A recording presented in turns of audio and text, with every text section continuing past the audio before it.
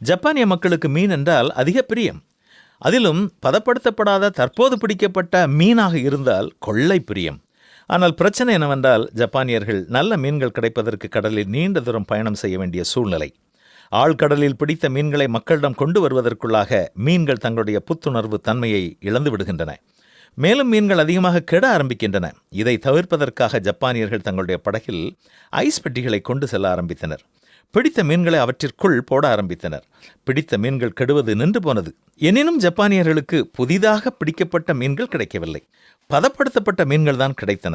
இதை தவிர்ப்பதற்காக அவர்கள் தங்களுடைய படகில் மீன் தொட்டிகளை கொண்டு செல்ல ஆரம்பித்தனர். மீன்களை பிடித்து நீர் நிரப்பிய தொட்டிக்குள் போட்டனர். எனவே மீன்கள் செத்துப்போவது நின்று போனது. பதப்படுத்தப்பட்ட மீன்களை விட உயிரோட்டமான மீன்கள் அவர்களுக்கு கிடைத்தன. எனினும் இங்கும் அவர்களுக்கு புதிய மீன்கள் கிடைத்தன என்று சொல்ல முடியாது. காரணம், தொட்டியில் போடப்பட்ட மீன்கள் சிறிது நேரம் அங்கும் இங்கும் நீச்சல் அடித்தன. ஆனால் நேரம் செல்ல செல்ல நீச்சல் அடிப்பதை நிறுத்திவிட்டன. இதன் காரணமாக மீன்கள் பெரிய அளவில் சுவையாய் இருக்கவில்லை. ஆனால் தற்போது ஜப்பானியர்கள் சுவையுள்ள மீன்களை உண்கின்றனர். எவ்வாறு? தங்களுடைய மீன் தொட்டிக்குள் ஒரு சுறா மீனை போட்டு விடுகின்றனர். இந்த சுறா மீன் மற்ற மீன்களை தன்னுடைய உணவிற்காக இடைவிடாமல் துரத்தி கொண்டே இருக்கும். இதன் காரணமாக மீன்கள் கடலில் இருக்கின்ற அதே புத்துணர்வு தன்மையோடு தொட்டியிலும் இருக்கின்றன. நம்முடைய வாழ்க்கையில் வரும் பிரச்சனைகள் இந்த சுறா மீனை போன்றவை. நம்மை இடைவிடாமல் இயக்கிக் கொண்டே இருக்கின்றன. நமது பாதுகாப்பு வளையத்திற்குள் நாம் சுகம் கொண்டு சோம்பேறியாக விடாமல் பார்த்து கொண்டே இருக்கின்றன.